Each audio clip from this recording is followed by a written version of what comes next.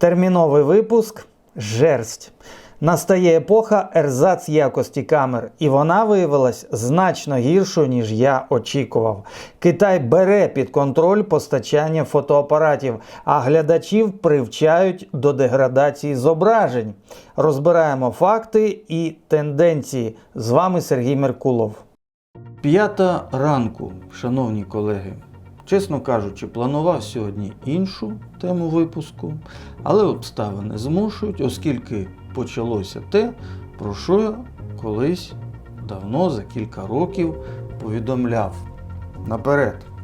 В суботу, 6 червня, Китай оголосив про початок спеціальної операції з контролю морського руху у водах на схід від Тайваню. Про це повідомило китайське державне інформаційне агентство. Мета операції – всебічне виконання юрисдикції Китаю в галузі морського адміністративного правозастосування, посилення можливостей з патрулювання та правозастосування у відкритому морі, контролю за рухом у ключових акваторіях, забезпечення безпеки морського транспорту і захист національних інтересів Китаю.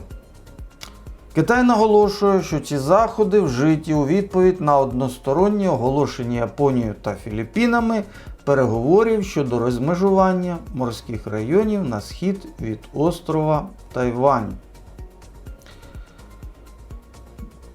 5 травня Міністерство оборони Тайваню повідомляло про виявлення 21 китайського літака з винищувачами і безпілотниками, які діяли навколо острова і разом з військовими кораблями здійснювали спільне патрулювання з перевірки бойової готовності.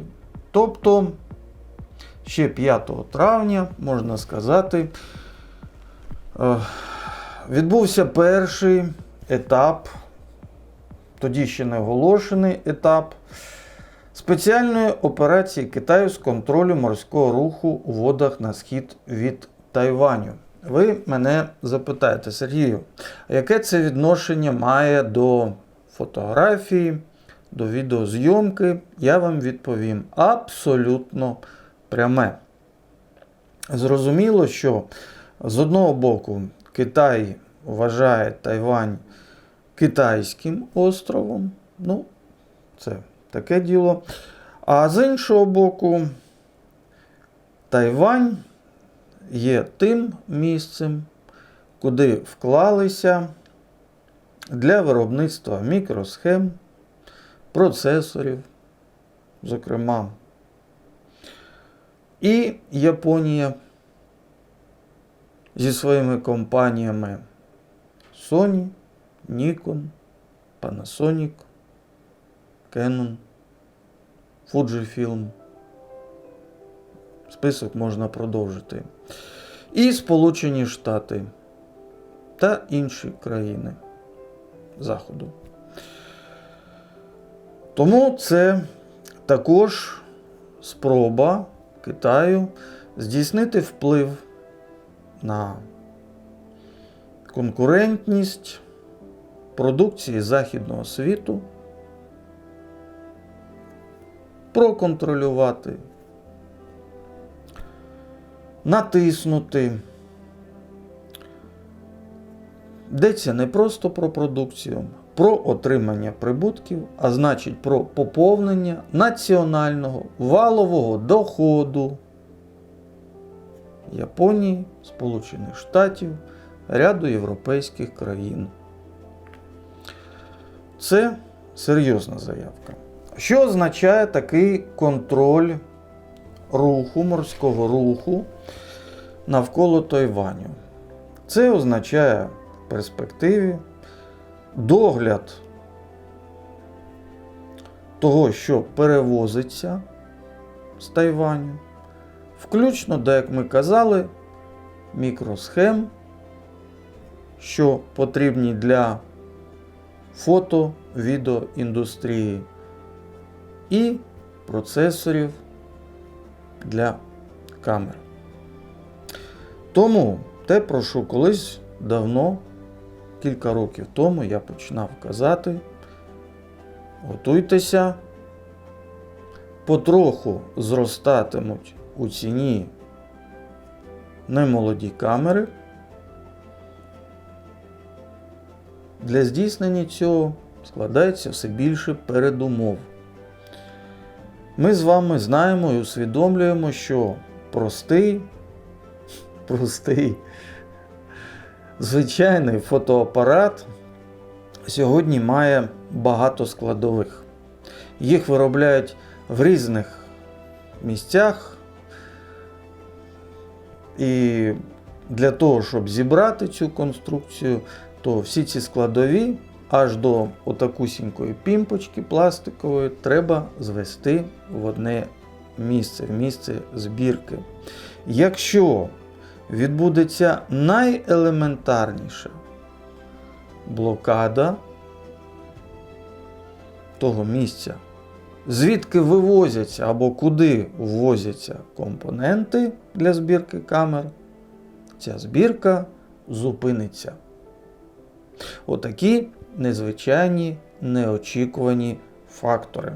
Вибачте, що досить довго про це розповідав, але хочеться розставити крапки над «і». Наступна тема.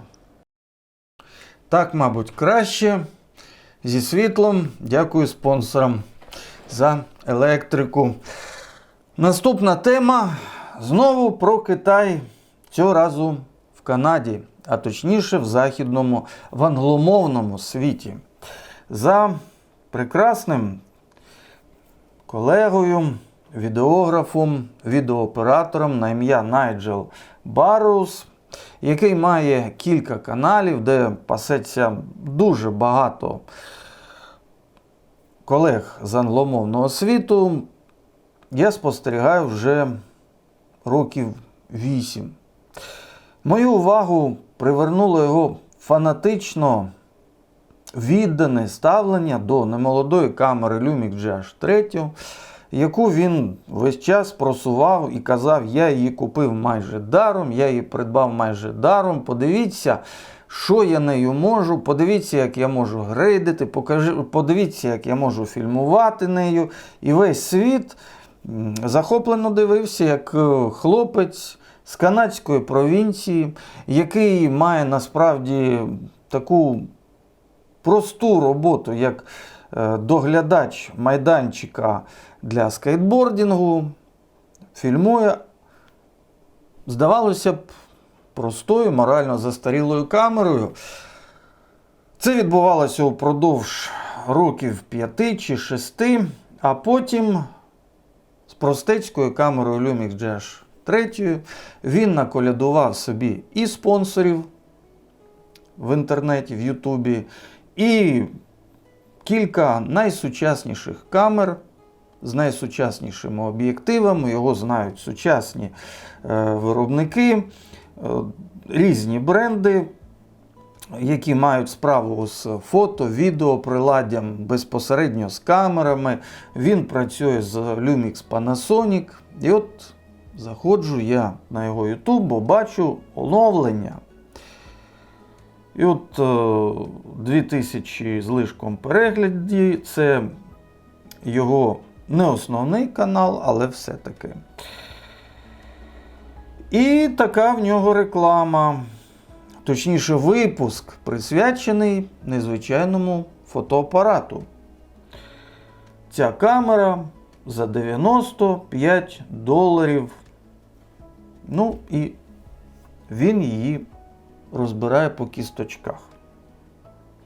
Розбирає по кісточках і каже, що ця штука за $95 з сенсором, який менший, ніж у айфона, дуже легка.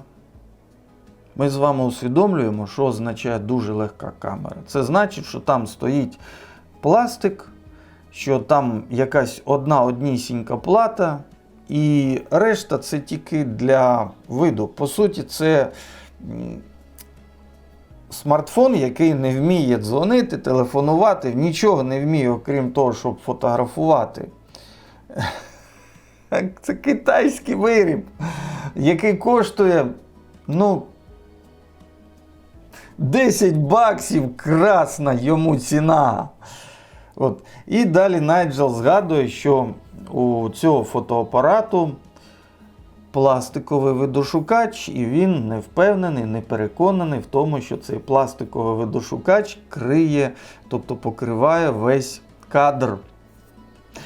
І він каже, що така штуковина, хотів я інше слово застосувати, за $95, це прекрасний варіант для тих, хто ідеальне, точніше, рішення, це цитата, для тих, хто, можливо, проводить багато часу на вулиці, фотографує там, де достатньо світла, при цьому у нього не дуже щирий вираз обличчя, чесно вам скажу. От проте, бачите, західний світ вже цілком свідомо почав уводити в себе за якісь гроші троянського коня, китайського троянського коня з неякісними камерами, які мають, утім, скласти конкуренцію продукції серйозних виробників, більш якісній продукції, але вони вдовольняють той мінімум потреб для людей, які хочуть мати щось таке, форм-фактору фотоапарату, просте, без додаткового екрану для перегляду знімків. Все як у плівковій камері. Ти взяв плівкову камеру, ти не бачиш, що в тебе буде. Тут абсолютно та ж сама ідеологія. Ти береш оцю кумедну пластикову штуковину, у неї крихітна, абсолютно ніяка собівартість. Там немає якихось прибамбаців, додаткових екранів, там є пластиковий видошукач.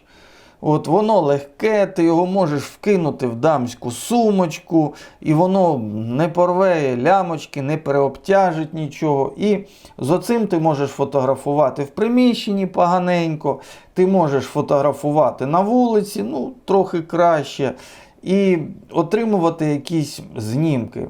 Тим, хто хоче просто фотографувати. І Найджел каже, що оце має прийти на зміну або на заміну старим фотомильницям, які подекуди ще в когось збереглися.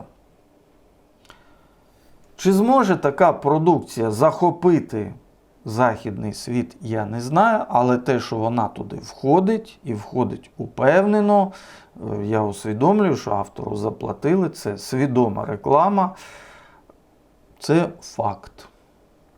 Що ж, ще кілька слів про західний світ. Мене дивує і по-своєму радує, але більше дивує Reddit.com.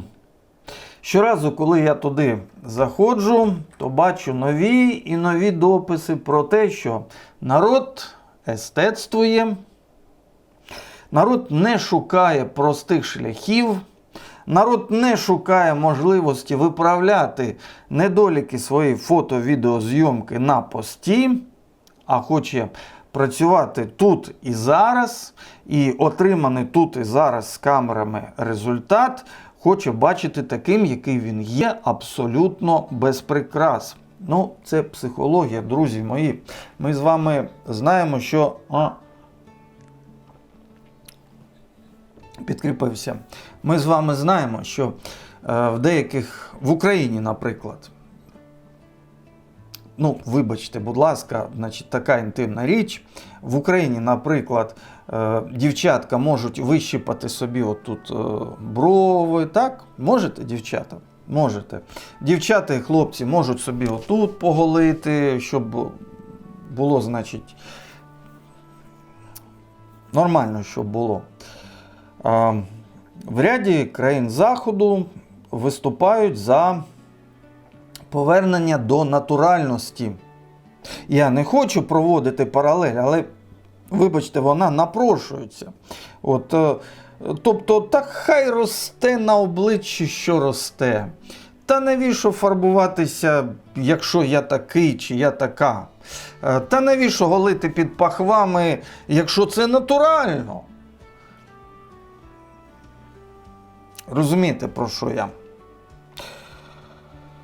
І от наші з вами колеги, здебільшого любителі, а дехто із тих, хто позиціонують себе як професіонали, але у вільний час естетствують і хапаються за старі, по-справжньому старі камери. Вони ловлять кайф від хроматичних аберацій, зокрема, від інших недоліків, які дарують немолоді камери. І зверніть, будь ласка, увагу на кількість лайків і схвальні відгуки під дописом. Немолода, я так розумію, вулична, мабуть, камера. Але це серйозний сетап. Сетап із змінним об'єктивом, сетап з виносним мікрофоном, в клітці Small Rig.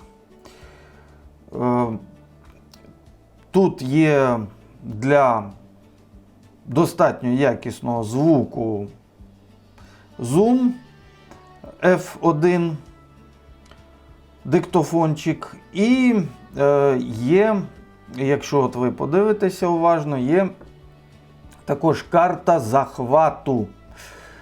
Дехто каже захвату, але ви знаєте, я в захваті від того, я в захваті від цього чаю. Давайте будемо казати карта захвату. Захоплення – це знову-таки трошечки не те. Я захопився нею, я захопився цією справою. Карта захвату. Мені так зрозуміліше. І тут є карта захвату з монітором, яка дозволяє писати одразу в себе і бачити те, що відбувається на моніторі. Як ви помічаєте, тут цілком сучасний китайський же штатив. І коли ми подивимося на творче зображення, то побачимо, що воно дуже творче. З незвичайним боке, з, як я казав, хроматичними, жорстокими хроматичними абераціями. Але, в принципі, на таку картинку, на відео було б досить цікаво подивитися. Чому? Бо вона наслідує піктореалізм. Піктореалізм. Шкодую, що автор цього допису, який зібрав поки що 158 лайків, що автор цього допису не виклав відео, картинку. Тому що на відео імітація піктореалізму була б ще цікавішою. Ну, а ми з вами подивимося на деякі стоп-кадри і зауважимо, що в принципі такої нерізкості, художньої нерізкості, якщо так вам буде завгодно, можна досягти за допомогою перших любительських відеокамер цифрових, які називалися ще побутовими і сьогодні подекуди доступні за 500-600 гривень, можуть писати на компакт-диск, можуть писати на флеш-карту. Звичайно, у них оптика краща, ніж ту, що ми спостерігаємо, але ось такі елементи імітації піктореалізму, від них дехто ловить кайф. І якщо ми з вами, от я буквально заходжу на свою пошту і щодня спостерігаю нові і нові дописи про те, що наші з вами колеги на Заході купують знову і знову немолоді камери. Чому вони це роблять? Навіщо вони це роблять? Про це я дуже докладно розберу у наступному випуску, який вже записав. Треба його просто змонтувати, але бачите, сьогоднішній перебіг подій, він такий. Причому, от бачите, купують не тільки камери з якихось солідних виробників, а от і відеокамери цифрові Samsung, про які не можна сказати, що у них якісь суперможливості. От міні-DV камера Samsung, але в новому абсолютно вигляді, зі схоже, що живим акумулятором. Прекрасний комплект, 2 акумулятори, працює від розетки, може працювати нескінченно довго, і у людини така радість. І наступний наш колега пише: моя перша телекамера, і ця камера Canon, досить серйозний зум. Друзі мої, коли ми з вами говоримо про професійні відеокамери минулих років, то варто зауважити, якою б низькою на сьогодні нам не була або не здавалася їхня вартість, з них нікуди не поділися XLR роз'єми для запису звуку, тому що оцей на 3,5 штекер ти можеш не відчути, увійшов він, не увійшов, не дуже щільно увійшов, дивишся по екранчику, звук стрибає, запис відбувається, а потім слухаєш, а ти написав не на петлю якісний звук, а записався на вбудований мікрофончик камери, у тебе луна йде така, що не приведи Боже, або наводка якась там. А там XLR роз'єми, якість звуку буде прекрасною. З цими роз'ємами, з професійними роз'ємами дуже важко помилитися. Далі. Професійна оптика залишається фаховою оптикою. Вона є на цих немолодих камерах. І от серйозний зум, діафрагма 1,7. Чому не пробувати працювати із такими камерами? От, що пише автор? Давайте почитаємо. Привіт, я давно подумав протестувати справжню телемовну камеру. Sony PD-170, яка є в автора, класна, але мені хотілося отримати зображення з телебачення мого дитинства. Бачите, як воно працює? Повторюся, в наступному випуску ми дуже тісно пройдемося, навіщо люди хапають оці немолоді камери. От щось, далі пише автор, на кшталт регіональних паршивих телерепортажів. І от я знайшов GVC, перероблену під V-mount. Тобто на цю стару камеру можна навісити сучасний акумулятор і працювати з нею просто нескінченно. В комплекті до камери GVC був об'єктив Canon 1,7 і оригінальний видошукач. На щастя, механізм касети працює ідеально. Чесно кажучи, користуватися сетапом досить зручно, хоча він надзвичайно важкий. Коли ти його береш на вулицю, всі на тебе дивляться, оскільки це щось неймовірне, але більшість людей щиро щасливі, раді, задоволені, і реакція така: якого біса? Невже це можна помацати? Де ти його взяв?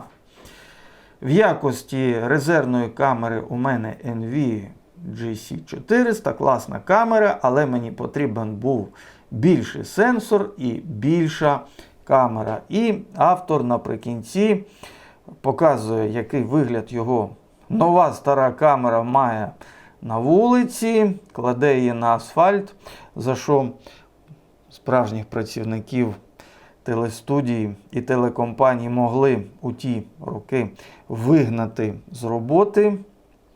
І ось таке мальнувате зображення, від якого автор ловить величезний кайф. От що масово відбувається в країнах Заходу. Люди йдуть до певного, скажімо так, натуралізму, прагнуть певної первинності, і тоді, коли ми з вами боремося за красу, за якість, за чистоту зображення, за багатонасиченість таку кольорів, за щільність картинки, багато хто в тих країнах, де можуть собі дозволити, начебто можуть собі дозволити дорогі сучасні камери, витрачають свої кошти на ті, що дають недосконале зображення. Отакий у нас сьогодні з вами випуск. Просто новинний випуск, скажімо так. А я щиро дякую всім спонсорам, які долучилися до каналу. Ви допомагаєте мені, забезпечуєте електрикою. І нагадаю, що спонсорство на каналі – це недорого, це лише чашечка кави на місяць, за яку я вам теж щиро вдячний. Друзі мої, буду радий незабаром зустрітися з вами знову. Зичу гарного дня.